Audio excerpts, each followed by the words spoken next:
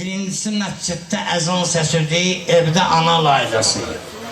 İkinci körpə səsidir, üçüncüsü toy səsi. Mən Allah'tan arzu edirəm ki, bu 4 dənə səsi heç bir məmləkətdən əksik eləməsin. Allah'a qurban olun. Hələ gündə kayır səsi gəlsin.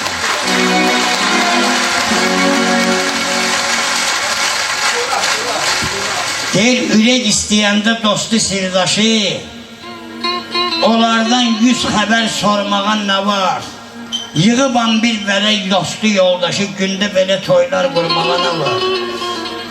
Təmiz olmaq gərək gövhər zər kimi, atılmaq meydana igid nər kimi. Birine söz vermisənsə kişi ər kimi, o sözün üstündə durmağa nə var?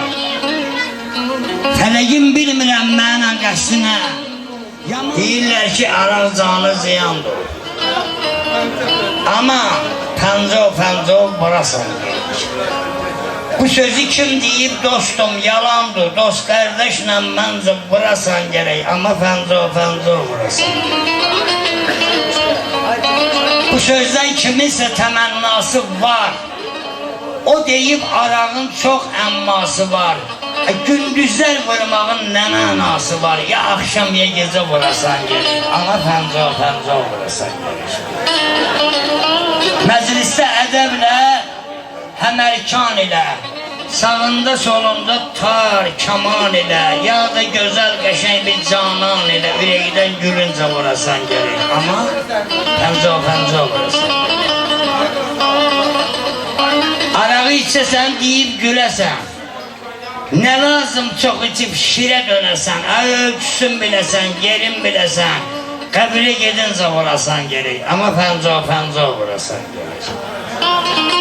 Dünyamız onsuz da qəza bu qədər, çalışaq ömrü gedməsin hədər, akşamdan oturub səhərə qədər, ay gedib batınca vurasan gerek, amma pəncov vurasan gerek. Yanında yaxının yar yoldaşın da, əziz qohum əqrabon, dost sirdaşın da, bir meşənin içində bulağın başında yiyib içib doyunca vurasan gerek, amma pəncov vurasan gerek. Sözü əli deyək, çıxar bayağı, yaradan bizim üçün yaradıb arağı. Ay içəndə içməyəcək ivan sayağı, ərağı müsəlmanca vurasan gerek, amma pəncov doldur badələri sən yavaş yavaş.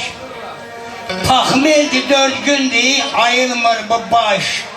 Deyənlər özü üçün qoy desin qardaş, almayasan beyzə vurasan gerek, amma pəncov vurasan gerek.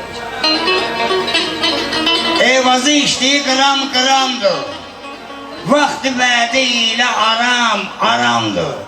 Artıq yemə əmoğlu pomidor haramdır, bilirsən ki, necə vurasan gerek, amma pəncov vurasan gerek. Sonra da dalında durasan gerek. Çox da olma qardaşım papris solağında, harda oturdun qutusun qoy qabağında, qoy bir dərəsin yandırır geçsin dodağında, yandırdın əgər kazveki söndürmə tutacaq. Köhnə kişilər xorxolu qəliyanda çəkiblər, onu Təbriz, Bakı, Tehran, Şəki, Şirvanda çəkiblər. Bir yaşlı tütündən neçə dərman da çəkiblər, yandırdın əgər kazveki söndürmə tutacaq. Kim ki deyir, düşdü bu insana ziyandır, aldanma günan eyvaz ölsün, göfdür, yalandır. Qoy bir dənəsin qabağı, alı cigərini yandırdın.